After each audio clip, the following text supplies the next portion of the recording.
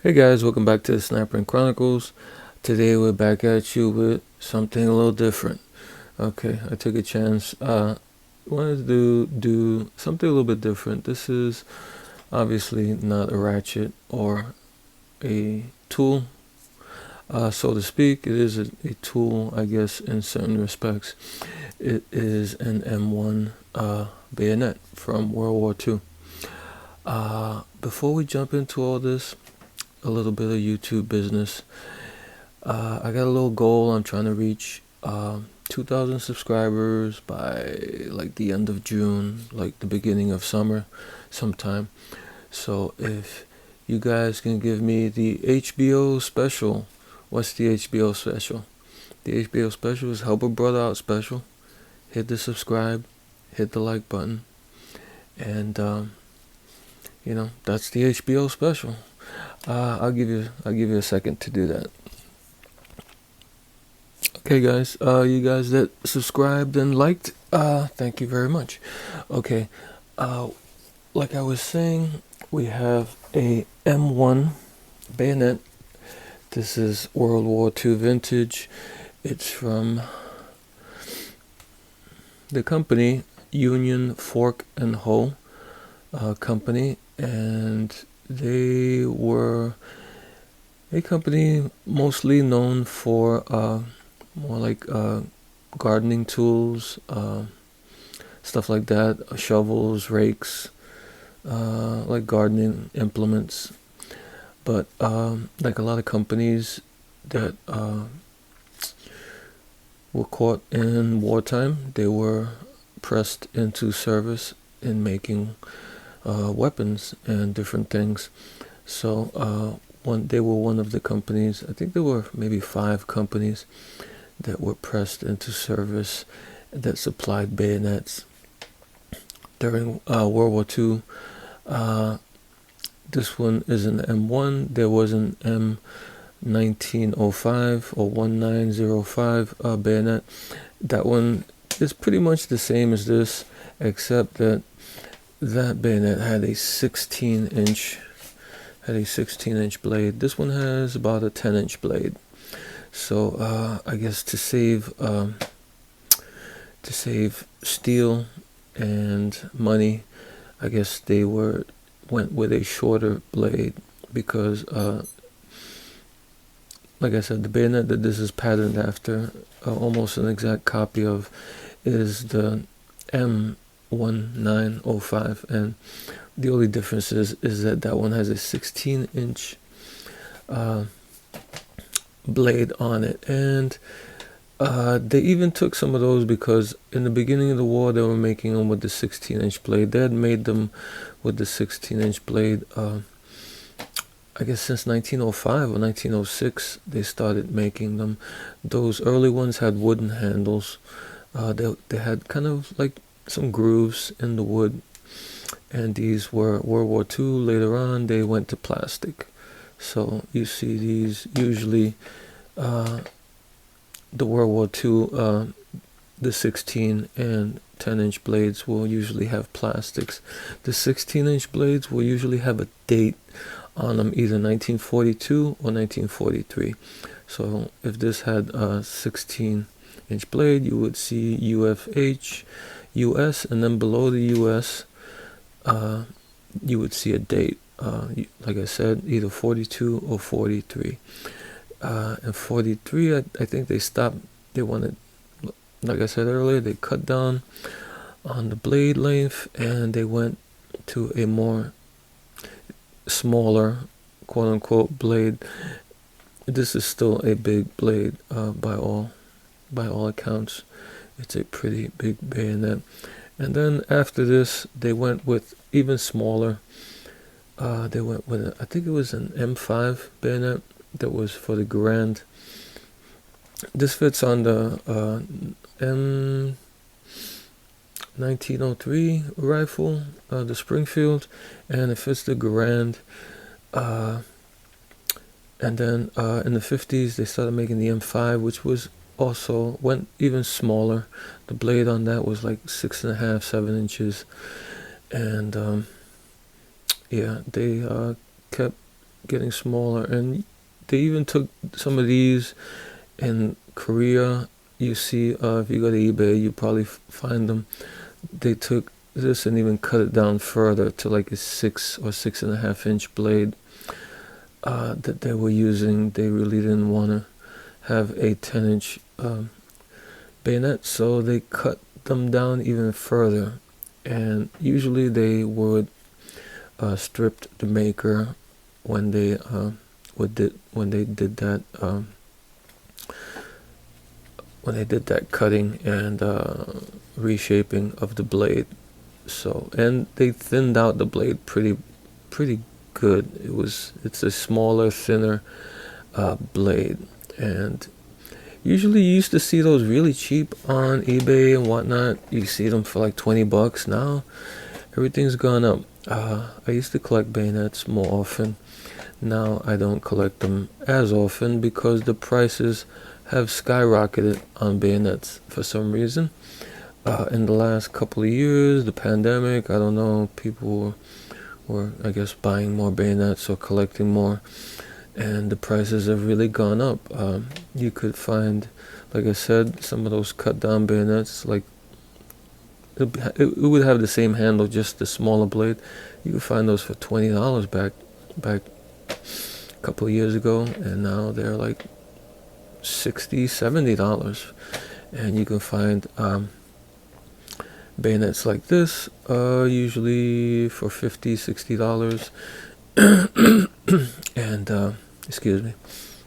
Now bayonets like this, or better shaped ones or similar ones, are in the $100 to $200 range for some reason. I don't know, it's crazy. That's why I don't really pick them up unless I see some good deal. And this one was a good, I think, in my opinion, this was a decent deal. I picked this one up for $50, and I paid some shipping and tax, so it was like around $60. So, but I thought it was okay, even though there are marks on the blade, and that's another thing. Usually, when they're more pristine, they demand a higher price for them. This one, a lot of times when you look at used bayonets, you're going to see marks on the blade where somebody tried to sharpen it. This one wasn't done too bad. Like, there's still a lot of, it still looks pretty original shape for the blade, but I've seen some really bad ones where they really dug in and ruined, or like deformed the blade pretty much, trying to sharpen it for some reason. I guess people wanted to use these as knives, I guess, for some reason. Don't know, but you see that a lot. If you find these pristine with a real World War II manufacturer, you're gonna pay a good amount more. But just saying. But you're gonna find a lot of them, mostly like this, where you have a lot of the parkerization or the bluing will be pretty faded, and you're gonna see some marks where someone tried to sharpen it. This looks like a Dremel or something. Somebody tried to. It chattered over here a little bit, but overall not too bad. What shines on this one is the handle and the innards. This is pretty much stock original handle and innards. And let's open it up and see what we see. And usually these come with one screw, and what they call that, and something, I forgot the name, Eshwan or something like that. And it goes into the plastic. Is metal, a little round piece that has the threads for the screw. And this one luckily was easy to remove, because I've had these where these were really rusted, stuck into and you can remove them unless you destroy the screw. And the screw, I try not to destroy things when I take them apart, but sometimes you have to, and it happens. And here is the screw. It looks like it's been taken out before. You can see a little bit of where they marred it there. Here is one of the sides of their handle, and here is the other side. And these were also marked. I think there's some grease here. I think maybe that might be original Cosmoline or whatever oil or grease that they used. So I'm not really gonna. I'm gonna leave it as is pretty much. I might just put a little coating of more grease on it or oil. But I think I'm not gonna scrub this down. It's in pretty good shape. There's no rust on it from the era, from World War II era, which is also kind of rare for these, where a lot of them are underneath the handles are kind of rusted. And this one has an ABP2. AB was another company that was pressed into service, I guess, back in World War II. They were the Auburn Button Works Company. And I guess from the name, they were making buttons before the war out of plastic or whatever. And they were pressed into making these plastic handles, which are like a bakelite or something like that. But I think not similar to a bakelite or whatever, if I'm not saying it correctly. Plastic, but I think they called it something else. It was a version of bakelite. And here are the innards. These had a switch or button where it opened, it released a hook that was there, that's there. This piece here, it goes down here, and that you see there, and that's how it releases from the rifle. This one has a marking UC, and UC is from the Union Fork and Hoe Company. So they did make the switch, even though I think after the war they somebody else was making the switch. For all the companies that were making bayonets, there was one company that made those switches. And over here, there's also an H here.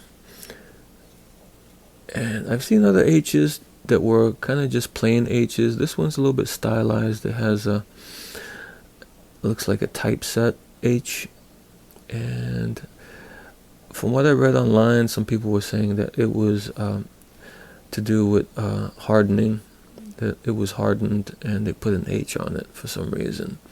So yeah. And over here on the guard, you see there are some letters and numbers. And on the end is UF, and that's Union Fork and Hoe Company. I think it's 4035-UF and a C. No, it's C-64035-UF. So even the guard also was marked. This guard is held by some pins. You can see them more on this side. You see them there. You see those two pins that hold the guard in place. The two holes in the blade itself. So yeah, so that's pretty good. Like I said, there was no rust here, and everything looks original to when it was manufactured. And I guess we could take this apart a little bit more. Has a button, a spring, and this switch feeds with a pin into the button.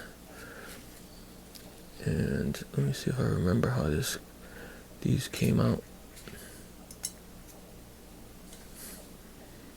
Okay.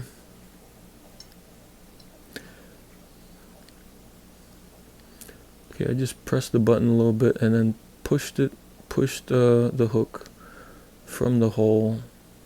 Let it go down from the hole when you're pressing the button, and then you just push it to the side and it pops out.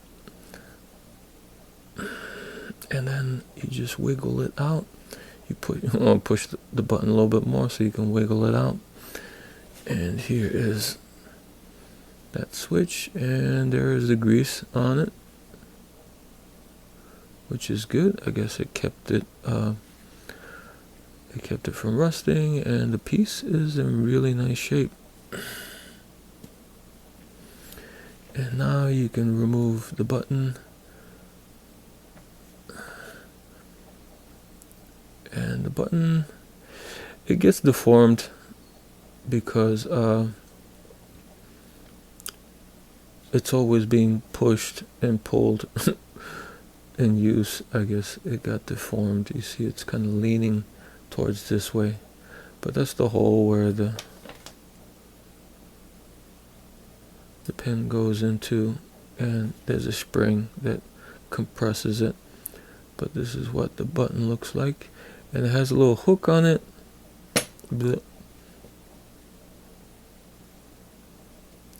Has a little hook, and that hook helps also with the scabbard.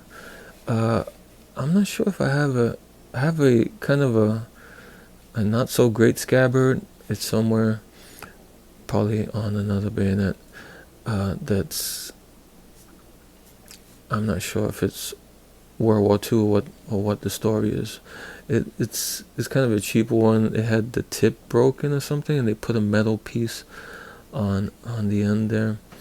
But usually the scabbards will have it like a little hook or something, so when you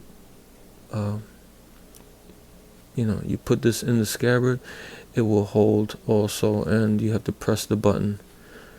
You have to press the button to unhook it from the scabbard. So it has kind of a dual purpose where it hooks into the scabbard, and you have to release it with the button, and it hooks, and it attaches to the rifle, which you use the button also. And in there is a spring. I was trying to make a short video, but I guess no. And there is the spring. There, oops, has a little bit of grease on it, but also in nice shape, no rust. So there are your pieces pretty much that make up this bayonet. 1, 2, 3, 4, 5, 6 pieces, and the knife itself, and a little bit more. You can see the grease there. See the grease, see some machining marks there, manufacturing marks. These were a little bit rougher than the original 1905 M1905s. I think there were 2 manufacturers for the M1905s in the early days, like World War I and before. And those manufacturers, it was, I guess, more, they had more time, and things were done better back in the early days. I guess by World War II, they were trying to make as many bayonets as they could for a cheaper price. And sometimes they cut a little bit of corners. It's not as nicely finished or done as those earlier bayonets. So yeah, that's basically it. That's the M1 version of this bayonet from Union Fork and Hoe, USA, and that's their symbol. And that's about it. Alright guys, until next time.